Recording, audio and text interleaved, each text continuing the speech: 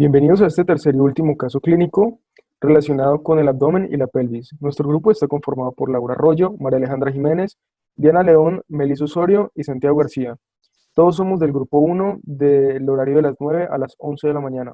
Bueno, para comenzar tenemos que nuestro paciente es masculino, entonces empezamos con una diferenciación entre la pelvis masculina y la pelvis femenina. Entre todas las diferencias que tienen, tenemos su forma, tenemos que la escotadura sacrociática es más angosta, tenemos que hay menor distancia entre el borde inferior del sacro y la espina isquiática. El hueso coxal es un hueso grande, plano, que está conformado por la fusión de tres huesos, que son el isquion, el ilíaco y el pubis. Este hueso se articula con el sacro, con el fémur y con el hueso coxal del otro lado. Tiene dos caras, una externa y una interna. La externa se caracteriza más que todo por el acetábulo y tiene cuatro bordes. Un borde superior, un borde anterior, un borde inferior y uno posterior. La cara externa se divide en tres porciones. La glútea, la del acetábulo y la del foramen obturador. Mientras que la interna se divide también en tres porciones, pero separadas por la línea arcuata, la superior, la de la fosa ilíaca, la cara inferior es cuadrilátera y lisa, donde se inserta el músculo obturador, mientras que la cara posterior se caracteriza por la tuberosidad ilíaca y es la carilla articular del coxal. Al igual tenemos una pelvis mayor o falsa y una pelvis menor o verdadera. La diferenciación de estas dos se va a dar por la línea terminal de la pelvis, que se compone por el promontorio o por el reborde del sacro, el reborde superior del sacro, por el borde anterior de las alas, por la línea arcuada o arcuata, por el pecten del pubis, por la cresta del pubis, por la sínfisis púbica y por el tubérculo del pubis. Al igual por la eminencia iliopúbica, que es la fusión entre el hueso ilíaco y la pubis. Dentro de la cavidad pélvica encontramos varias estructuras. Entre ellas encontramos las estructuras vasculares. Primero encontramos la aorta abdominal, que a nivel más o menos del L5 se va a dividir en dos. Se va a dividir en la ilíaca común derecha y en la ilíaca común izquierda. Siguiendo por esta, tenemos que se va a dividir en dos otra vez, en los vasos ilíacos externos y en los internos. Los externos se van a dirigir a la región femoral, mientras que el interno va a hacer otra división y se va a dividir entre anteriores y posteriores. Entre los órganos que encontramos dentro de la cavidad pélvica, tenemos la vejiga, que es un órgano hueco y distensible, cuya función es almacenar la orina producida por los riñones que llega a través de los uréteres. Este órgano se mantiene en su posición gracias al peritoneo.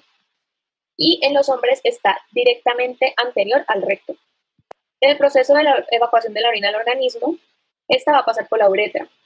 Este es un tubo pequeño que comunica el orificio uretral interno que se encuentra en la base de la vejiga con el exterior. En los hombres, la uretra tiene una longitud de aproximadamente 20 centímetros. Tiene un recorrido distinto a las mujeres porque primero va a atravesar la próstata, luego los músculos profundos del perine y luego va a atravesar el pene. Siendo así esto, se divide en tres regiones. La primera siendo la uretra prostática, que atraviesa la próstata. La segunda siendo la intermedia o la membranosa, que es la porción más corta y atraviesa los músculos profundos del perine. Y por último, la porción esponjosa, que es la más larga y va a atravesar el pene. También encontramos parte del intestino grueso, que se compone por el colon ascendente, el colon transverso, el colon descendente y el colon sigmoideus. El colon ascendente va a ascender por el lado derecho del cuerpo hasta llegar a la superficie inferior del hígado para doblarse, para atravesar el abdomen en sentido horizontal, haciéndose llamar colon transverso. Al llegar al lado izquierdo, va a descender hasta la cresta ilíaca, haciéndose llamar colon descendente. A partir de ahí, contamos con el colon sigmoideo. El colon sigmoideo comienza cerca de la cresta ilíaca izquierda, se proyecta en dirección medial y termina en el recto. El recto está situado delante del sacro y el coxis y mide aproximadamente 15 centímetros. Los 2 o 3 centímetros terminales del intestino grueso se les conoce como conducto anal. La apertura del exterior del conducto anal se le conoce como ano. Tiene un esfínter anal interno de músculo liso, siendo este involuntario, y tiene un esfínter anal externo de músculo esquelético, siendo voluntario. Estos se van a encargar de mantener el ano cerrado, excepto durante la eliminación de las heces. A nuestro servicio fue ingresado un paciente llamado Jeremías Villa, acompañado de su hija Mónica, de 30 años. El paciente Jeremías Villa presenta una apariencia de poca higiene personal y de edad de 70 años. Sin embargo, en su cédula aparece que tiene 60 años. Presuntamente, esta diferencia de edad aparente y de edad real puede ser por una deshidratación. Su motivo de consulta es por fiebre y por orina turbia y fétida. Este paciente fue remitido de una institución de grado 1, dado que presentaba una fiebre alta no cuantificada desde hace 10 días. El paciente se presentaba con astenia, adinamia, escalofríos, hiporexia y dolor abdominal izquierdo, así igual que orina oscura y fétida. Por otro lado, se le prescribieron antibióticos sin mejoría, dado que creyeron que el paciente tenía una infección urinaria. En este momento el paciente presenta dolor en el hipogastrio, en la zona perineal, un EVA 8 de 10, lo cual indica un dolor severo, émesis, diarrea y empeoramiento en su salud. El paciente comenta que tiene hábitos de alcoholismo y tabaquismo fuertes.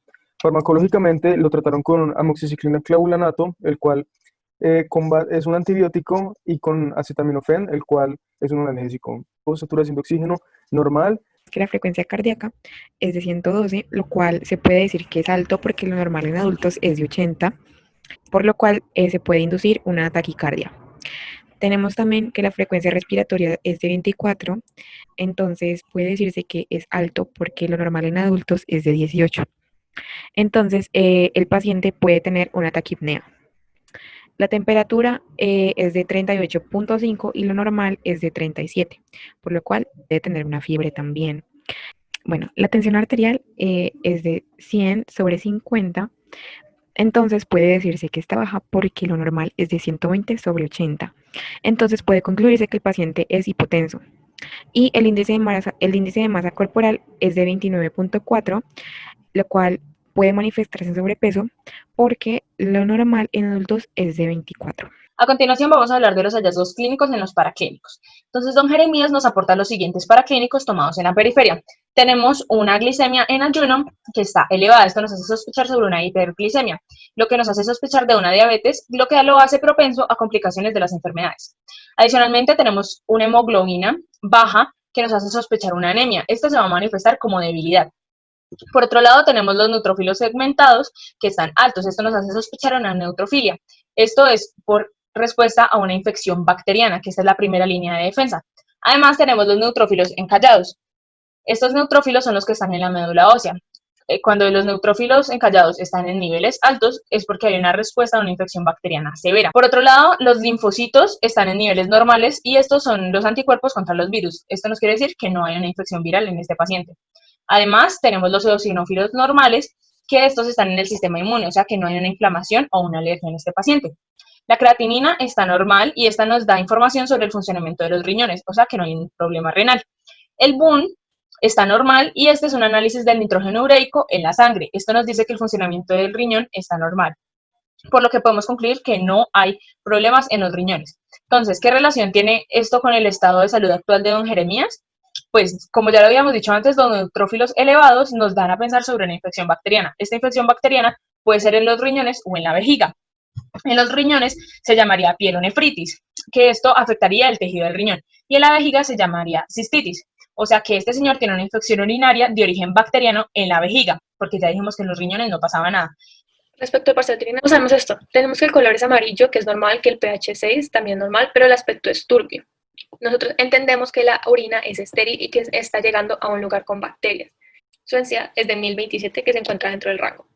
Respecto a la glucosa, de por sí no deberíamos de encontrar glucosa en la orina, pero nuestro paciente lo tiene y tiene 100 miligramos sobre decilitros, cuando un rango normal debería de ser de 0 a 15. Gracias a los exámenes que se presentaron previamente, tenemos que la glicemia de nuestro paciente es de 300 miligramos sobre decilitros. A esto se le conoce como glucosuria, es decir, que la diabetes aparece cuando los niveles de glicemia son mayores a 150. En este caso, nuestro paciente está incluso doblando los niveles. Sobre sus hematíes, tiene 35 células sobre mililitros, es decir, que tiene hematuria. Los nitritos son negativos, sin embargo, no se descarta la infección debido a la presencia de los leucocitos con 50 células sobre mililitros. Esto nos va a confirmar una infección. Los siguientes hallazgos clínicos fueron encontrados durante el examen físico.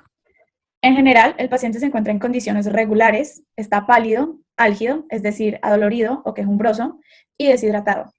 En cabeza se puede encontrar la mucosa oral seca, es decir, que tiene una xerostomia, que puede ser causa de la diabetes o de la deshidratación.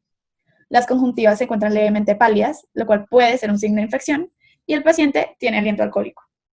En abdomen se encuentra defensa abdominal a la palpación, lo cual puede ser un signo de dolor abdominal o de irritación peritoneal.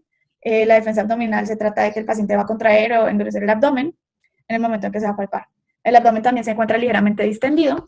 Hay signos de Blumberg, lo cual es un signo de irritación peritoneal, y también signos de Mancoff, lo cual nos indica que sí hay dolor abdominal. También en la región hipogástrica hay calor local y eritema en la piel, lo cual nos indica que hay una infección en esta región. En genitourinario se puede encontrar que en la zona genital y perineal se encuentra eritematosa, es decir, que hay una infección, esto es un signo de infección. También está fétida, lo cual nos indica que el tejido blando está en descomposición, y tiene flictenas y enfisema subcutáneo perilesional.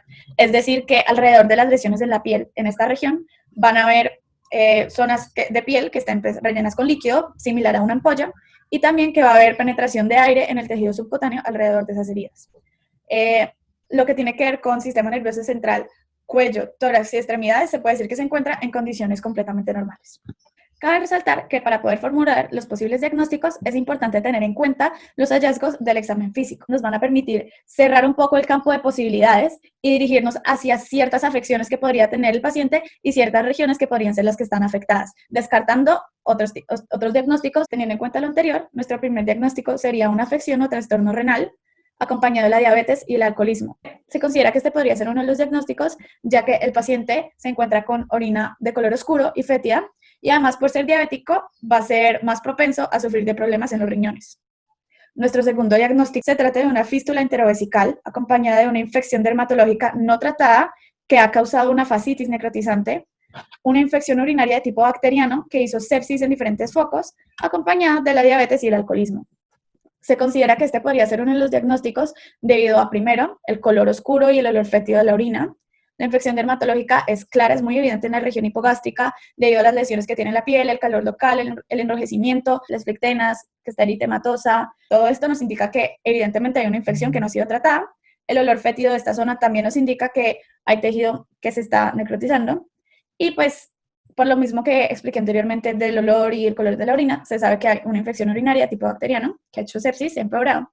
Finalmente, nuestro último diagnóstico se trata de una infección urinaria de origen renal, acompañada de herpes, diabetes y alcoholismo.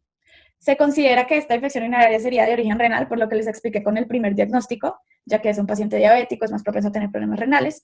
Y el herpes se considera ya que algunos de los síntomas de esta enfermedad de transmisión sexual serían las flictenas, las lesiones en la piel, ese enrojecimiento y pues ese malestar general que tiene el paciente.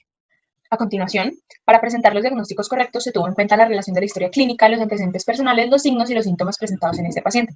Entonces, a partir del alcoholismo y del tabaquismo de este paciente se generaron diferentes manifestaciones. En primer lugar, tenemos una anemia. Esta anemia la podemos ver por sus conjuntivas pálidas y la palidez.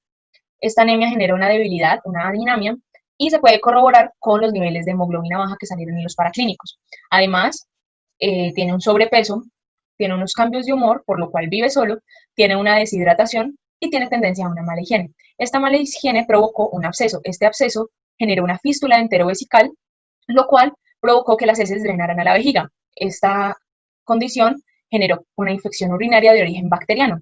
¿Por qué sabemos que es de origen bacteriano? Porque tiene los neutrófilos segmentados y encallados en niveles altos. Además, tiene una orina turbia y fétida y tiene piuria. La infección urinaria más la diabetes nos dicen que este señor es propenso a complicaciones e infecciones. Por esto, él generó una sepsis infecciosa. Esta sepsis infecciosa le generó una infección dermatológica, la cual se manifiesta con flictenas y eritemas, además de una fascitis necrotizante y un efisema subcutáneo perilesional en la zona genital y perineal. Además, por la sepsis infecciosa, la podemos corroborar con las alteraciones de los signos vitales. Esta sepsis infecciosa genera una inflamación e infección en el intestino grueso y en el colon sigmoideo. Por otro lado, sabemos que este señor tiene diabetes por los altos niveles que tiene de glicemia y por la glucosuria. Por otro lado, la fístula enterovesical la podemos corroborar con la hematuria, que nos sale en el examen de orina. Esta fístula enterovesical generó una irritación en el peritoneo. Esto hizo que tuviera unos signos de Blumberg positivos, genera escalofríos, fiebre, hiporexia, astenia, emesis y diarrea. Además, esta irritación en el peritoneo hace que el señor tenga un dolor focalizado, como bien lo dice él, al lado izquierdo. Esto generó un signo de Mankoff positivo, lo que generó una taquicardia. Bueno, finalmente, y teniendo en cuenta el diagnóstico correcto del paciente, los tratamientos que se deben realizar a este paciente son los siguientes. En primer lugar, se debe hacer una intervención quirúrgica para explorar qué tipo de fístula enterovesical tiene este paciente y poder hacer la corrección adecuada de esta. Como se puede ver en la foto, esta cirugía se puede hacer por laparoscopia y se trata de separar las dos estructuras y cerrarlas para sellar de una vez esa comunicación que había entre ellas. Esta cirugía se llama sigmoidectomía y se puede hacer solo la sigmoidectomía o se puede hacer una sigmoidectomía con anastomosis primaria. También se debe intervenir quirúrgicamente para tratar la fascitis necrotizante, por lo que se debe el tejido que ya está necrotizado y pues el tejido que ya está muy infectado para permitirle a esa zona que se vuelva a regenerar y se recupere. También es importante que se continúe el tratamiento de esa fascitis necrotizante con antibióticos para tratar esa infección. Por otro lado, como el paciente ya venía con una infección urinaria que estaba siendo tratada, se debe hacer es un cambio del tratamiento con unos antibióticos más fuertes que sí nos puedan dar resultados y puedan tratar esa infección urinaria.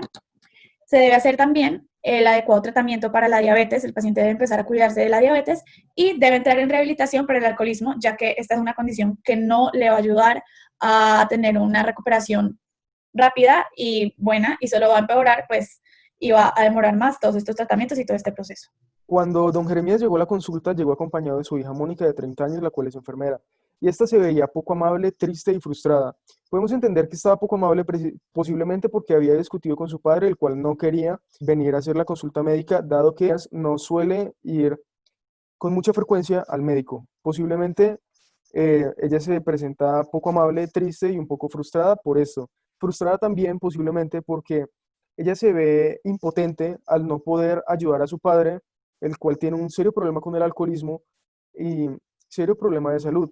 Entonces ella en medio de su desesperación busca que su padre sea atendido por médicos. Ella se encuentra decepcionada al observar que su padre está siendo atendido por estudiantes de medicina. Es importante para nosotros explicarle a ella la importancia de los estudiantes de medicina, y es que ellos son los futuros médicos del país. Todos los médicos mayores de 60, 70 años o ya retirados fueron estudiantes de medicina en algún momento. Todos aprendieron empíricamente y no solo teóricamente. Es por esto que los estudiantes de medicina tienen que aprender con casos clínicos de la vida real. Como grupo llegamos a la conclusión de que los estudiantes algún día serán los profesores. Por eso la educación es el arma más poderosa que se puede usar para cambiar el mundo.